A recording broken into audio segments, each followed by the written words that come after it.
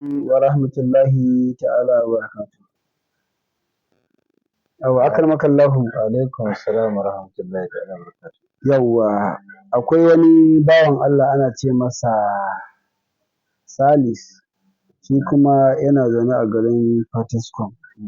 Ya ce ya yi mafarki, kawai dai ya yi mafarkin ya ji shi a Makka. Kamar ya je To amma bai ga ta yaya aka yi je ba. Bai hau jirgi ba, bai hau mota ba, bai hau komai ba. kawai da ya gan shi. Kawai ya dai gan shi a Makka. Mafarkin zuwa Makka za a fassara. Yawwa to shi ne alhamdulillah. أعوذ بالله من الشيطان الرجيم بسم الله الرحمن الرحيم الصلاة والسلام على أشرف الأنبياء والمرسلين سيدنا ونبينا محمد بن عبد الله وعلى آله وأصحابه أجمعين. Sunana Muhammad Awal Abdullahi wanda aka fi sani da mai nasiha mai fassara mafarki a gidan talabijin na Tauraruwa TV ranar Talata ƙarfe 8 na dare ana nuna shi ranar Asabar ƙarfe 3 na yamma.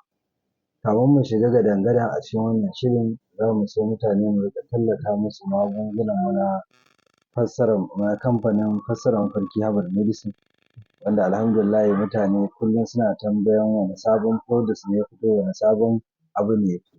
Kamar yadda muka sani a wannan satin mai kowa mai komai Allah maɗaukakin sarki ya bamu iko mun buga wannan maganin na Hallis Sihir na gari wanda yake idan kai amfani da shi gaskiya maganar sihiri dai insha Allahu zai zama tarihi.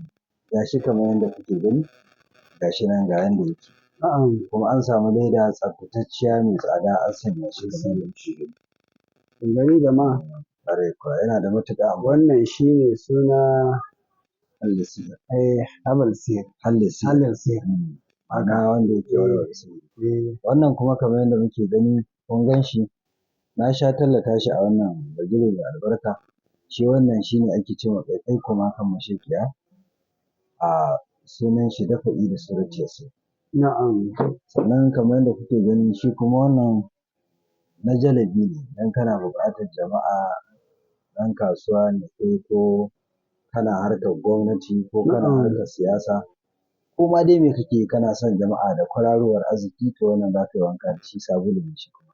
Sabulun jalabi muke kiransa. Na'am. Sannan kamar yadda kuke gani shi kuma wannan sabulu ne na dafa'i da Ayatul Kursiyu, Laqad ja'akum li'ilafi, Qul huwa, Falaki, Nasi da sauran ayoyi da suka yi maganar dafa'i. Na'am. Ta haka aka haɗa wannan sabulu ɗin. Kuma kamar yadda kuke gani dukkan shi ba rubutu ba ne, duka sai dai tofawa da sauran abubuwa da mu muka san abin da muka yi wanda bai ratsa shari'a ba, wanda bai ci karo da nassi ba. Na'am. Saboda haka wannan shi ne sabulu na dafa'i da abubuwan da na ambata. Na'am. Sannan kamar yadda muka sani wannan 5 litre ne gashi 5 litre. Wannan 5 litre ɗin na ruwa ne na Hallis Sihir na ruwa kamar yadda muka zo muka yi na gari Na gashi nan. gari yawwa. Kun gane ko? To haka yake. Wannan bawan Allah da ya tambaya zan so ka ɗan ƙara maimaita min tambayar da ya yi duba da mun ɗan sake mun tallata wannan magani. Masha Allah. Wannan bawan Allah yana zaune a garin Fataskum sunan shi Salis. Na'am. Ya ce ya ga ya yi mafarkin ya gan shi kawai a Makka. Na'am. Shi dai bai hau jirgi ba, bai hau mota Bai ba. hau mota ba. Kawai ya gan shi a Makka.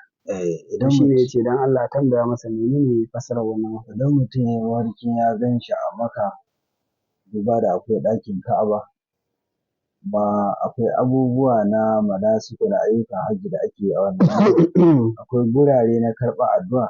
Na'am. Sai malamai na fassara mafarki kamar su Hujjatul Muhaqqiqin Abul Abbas a cikin Qawaid Tafasil Alam nashi, sannan kamar su shi Abubakar bin Muhammad a cikin Jami'u Tafasil Alam nashi, Na'am. kamar shi Muhammad bin Sirin a cikin Tafsir Alam, kamar su Tabiri, kamar su Hujjatul Muhaqqiqin da sauransu dai. Na'am. Kamar su Shabir bin Anabulsi a cikin Tabiri da sauransu cewa suka yi. Na'am. Idan mutum ya mafarki ya gan shi a Makka buƙatar shi ce za ta biya. Masha Da Allah. za ka samu an yi babi mai faɗi game da fassarar mafarkin ɗawafi, fassarar mafarkin jifan shaiɗan, fassarar mafarkin ga nan dai an yi. Amma dai in ka ganka kwatsam ba wani dalili ba komai kawai ba ka san ta ya aka yi ba ka ganka a garin Makka. Na'am. In Allah da akwai wasu buƙatunka da za su biya. Masha Allah. Wasu malaman kuma suka ce kamar Ibn Fudalata da sauransu cewa suka yi mai yiwuwa mai wannan mafarkin zai gamu da wani abu na farin ciki. Masha Allah. Zai game da abu na farin A ciki. ga Wasu yaji suka zai ce buƙatu. duk wanda ya ganshi a Makka fa in bai da aure aure ne. Wasu suka ce arziki ya samu. Wasu suka ce a'a ai mutane ne zai sani saboda wuri ne da ta'arifu ko aka ce wato wani lokacin za ku je Makka bayan aikin hajji ma za ku san juna. Za ku san juna Saboda haka jama'a. ƙila mewa jama'a zai sani. Insha Allah. To Allahu a'lamu dai zuwa Makka gaskiya a cikin mafarki ba ƙaramin alkhairi ba ne. Masha Allah. Nasiha da nake son ɗan ƙara yi wa jama'a mutane a ƙara komawa wajen Allah duba da tsadar abubuwa ya yi yawa.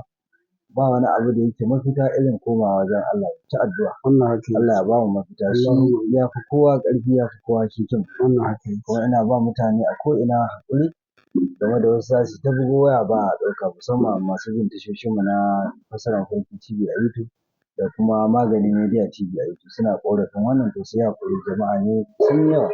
Mutane ba su kasu kashi da yawa ba.